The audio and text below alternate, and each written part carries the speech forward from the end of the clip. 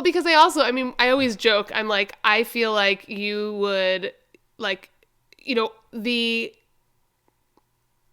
forever part of marriage is no joke to you. Like, you're not like forever until I feel like it's not forever. Right. So I've jokingly said to you, like, I think you would literally just be completely miserable with me because you will not get divorced. Like you would rather. No, well, first of all, you're delightful, so that's impossible. It's true. But the other thing is, I mean, I've also alluded to, like, I think both ways can be a self-fulfilling prophecy. And I think if you have the mindset of, well, if things get too tough, then I'll leave. Right. Well, then, like, things will get tough enough that you will leave. Like, you will find that moment will present itself. Right. But if you have the opposite mindset of leaving is not an option, the only options are be miserable or work really hard at not being miserable, then once you've taken the leaving off the table, the working really hard to make yourself not miserable is much more appealing. Yeah. Because your only other option is be miserable. That's true. So. Well, it's interesting because we've talked before, and I have, again, kind of jokingly, not jokingly said to you that I am all on board for our 100% commitment to our marriage unless you harm our children or you cheat on me. You never used to say the harm the children by. Well, because I was thinking through it, I was like, well, that's another thing that would be a deal breaker. Like, I'd be like, I'm out of here. But I think that then, like, as we talked about last week or last session. Yeah. I'm so used to saying week, but it's not week anymore. I just pretend now it's been a week. No, but as we said there, right, like, part of it, like,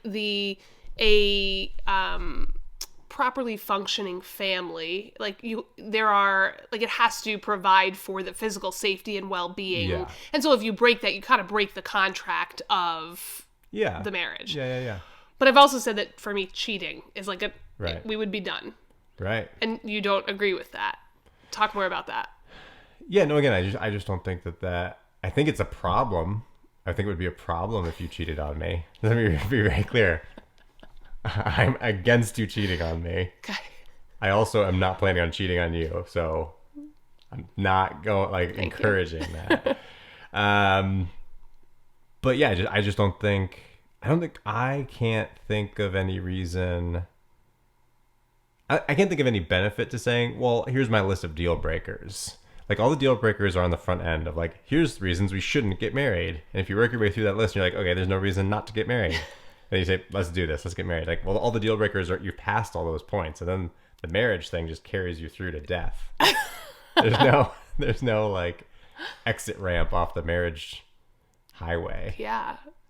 Interestingly, I actually just watched an interview the other day with a woman. I think she has it's one of the top 5 most watched TED Talks ever.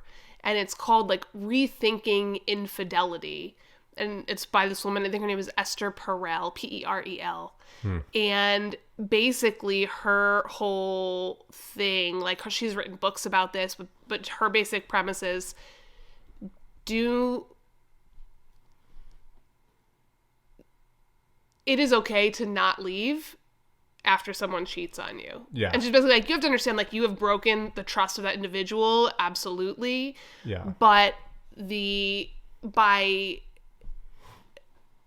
you should watch the whole thing because I'm certainly, like, kind of just picking, a few things. But basically she says, if you leaving and saying, like, you cheated on me and we are done, like, cheapens everything else that you and that person have put into it and have done throughout that relationship. And you need to look at it in the totality of, like, the goodness of the relationship versus this particular mistake. And it's not to say you won't be mad or hurt, and it won't be, but, like, getting through that is critical. And so I just bring that up because as we talk about kind of the commitment to marriage, I think immediately people's minds go towards, like, the outs of, like, well, you can mean that, but not this or not that. And I just thought it was an interesting take on a topic that I had really I had very strong opinions on how I would feel about it.